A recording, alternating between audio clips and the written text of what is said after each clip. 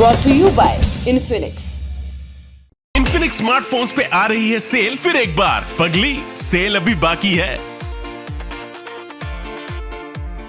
पहली सुर्खी का संबंध है राजस्थान से। यहां पायलट बनाम गहलोत की राजनीति में नया चैप्टर शुरू हुआ है, या कहें कि पुराने चैप्टर्स में एक पन्ना और जुड़ गया है। राजस्थान कांग्रेस में क्या चल रहा है, समझने के लिए आपको सचिन पायलट का ये बयान सुनना होगा। बयान सुनिए, उसके बाद हम आपको बातें बताते हैं।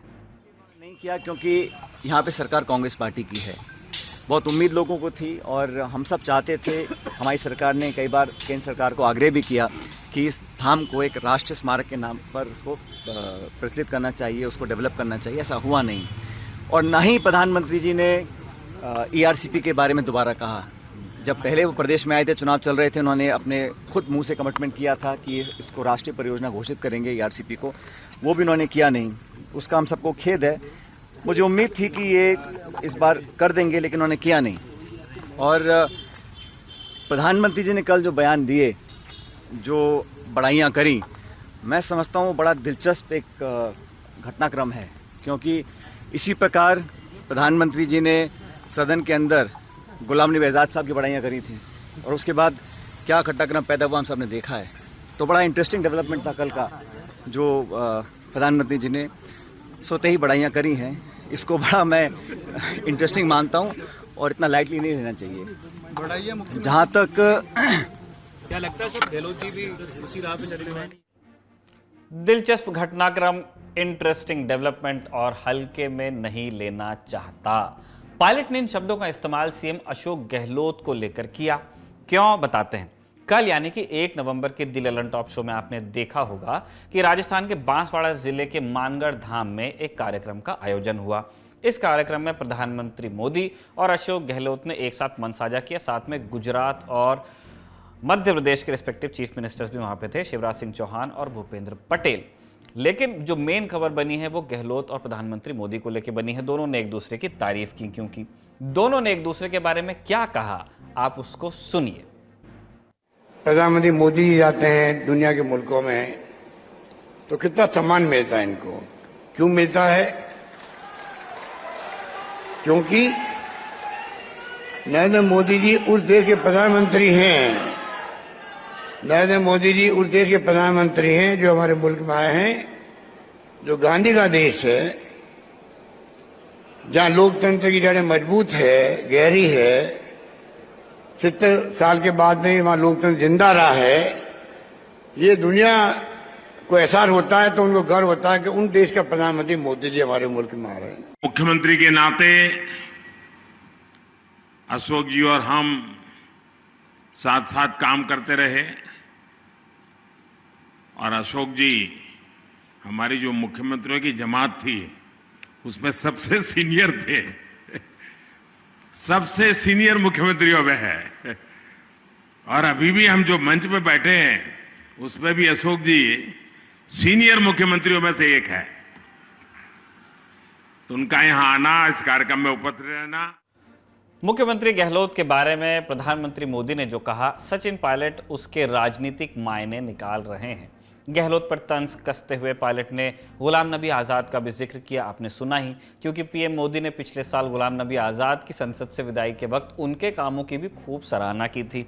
इसके बाद कांग्रेस ने गुलाम नबी आज़ाद को राज्यसभा नहीं भेजा था, और इसके कुछ महीनों बाद गुलाम नबी आज़ाद ने कांग्रेस से अपना 5 दशक पुराना नाता तोड़ अपनी नई पार्टी बना ली थी। तो कुल मिलाकर पायलट के बयान का लबोलवाब ये है कि प्रधानमंत्री ने आज़ाद की तारीफ की तो उन्होंने कांग्रेस छोड़कर नई पार्टी बना ली। अब उन्होंने गहलोत की तारीफ की है तो वो भी ऐसा कुछ कर सकते हैं। हालांकि ये पहला मौका नहीं है जब प्रधानमंत्री ने अशोक गहलोत की तारीफ की है। इससे पहले साल 2020 में कोरोना की वजह से लगे लॉकडाउन के दौरान मुख्यमंत्रियों की बैठक हुई थी। इस बैठक में भी प्रधानमंत्री ने अशोक गहलोत की सराहना की थी। फिलहाल सचिन पायलट की शंकाओं के जवाब में अशोक गहलोत ने उन्हें क्या नसीहत दी है वो भी आपको सुनना चाहिए। देखो, बयान तो नहीं देना चाहिए वैसे तो, क्योंकि अभी जो है अभी वेणुगोपाल जी हमारे महामंत्री हैं, उन्होंने कहा भाई आप बयानबाजी कोई नहीं करेंगे। तो हम तो डिसिप्लिन के पालन चाहते हैं कि सब लोग करें। अभी हमारे सामने एक ही मकसद होना चाहिए, जनता त्रस्त है राजस्थान के अंदर, पूरे देश के अंदर। तनाव है, हिंसा हो रही है, महंगाई है, बेरोजगारी है, उसके लिए एक तरफ तो राहुल गांधी पसीना बहा रहा है, 25 किलोमीटर किसे कहते पर डे चलना, लाखों लोग साथ चल रहे हैं, दबाव पड़ेगा केंद्र सरकार पर इसलिए चल रहे हैं। और उसके बाद में हमारा ध्येय होना चाहिए हम अगली बार सरकार के। गहलोत ने अपने नेताओं से एकजुट होकर काम करने की अपील की, लेकिन कुछ वक्त पहले कांग्रेस अध्यक्ष पद को लेकर राजस्थान कांग्रेस में जो खींचतान हुई थी उसका असर अभी तक दिख रहा है। सचिन पायलट ने यह भी कहा है कि राजस्थान में कांग्रेस के जिन विधायकों ने अनुशासनहीनता दिखाई है उनके खिलाफ भी कार्रवाई होनी चाहिए।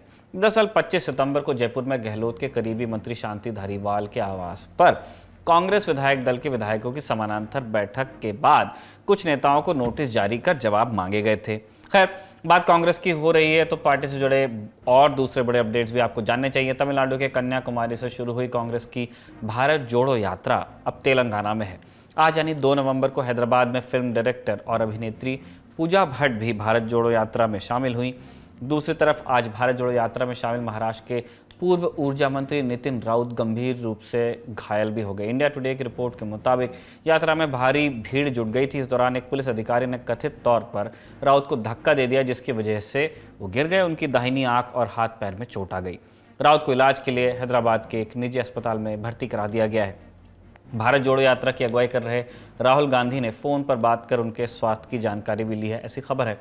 इससे पहले कल यानी कि 1 नवंबर को राहुल गांधी ने हैदराबाद में एक जनसभा को संबोधित किया था, जिसमें उन्होंने तेलंगाना के सीएम केसीआर और उनकी पार्टी पर हमला बोला। राहुल ने कह दिया था कि सीएम केसीआर पर प्रधानमंत्री मोदी के इशारों पर काम करने का आरोप लगता है। राहुल के इस हमले का जवाब देने सामने आए तेलंगाना के आईटी मंत्री केटी रामाराव, केसीआर के बेटे। उन्होंने राहुल पर तंज कसते हुए कहा, अंतर्राष्ट्रीय नेता राहुल गांधी जो अमेठी में अपनी लोकसभा की सीट भी नहीं जीत सकते, वो तेलंगाना के मुख्यमंत्री केसीआर की राष्ट्रीय पार्टी का उपहास कर रहे हैं। उनको प्रधानमंत्री बनने से पहले लोगों को सांसद के रूप में चुनने के लिए राजी करना चाहिए। आपके ज्ञान की गहराई नापने के लिए आ गई है ललन टॉप क्विज। मौके पर दो जवाब और मौके पर ही पाओ इनाम। सोमवार से शुक्रवार रात 9 बजे सिर्फ ललन टॉप ऐप पर। याद रखो कक्का की बात जो कही गई है नॉलेज पर हाल लगाओ हाल फायदा, दे लगाओ का फायदा। तो फटाक से डाउनलोड करो ललन टॉप ऐप और आ जाओ 9 बजे क्विज खेलने के लिए हमारे साथ।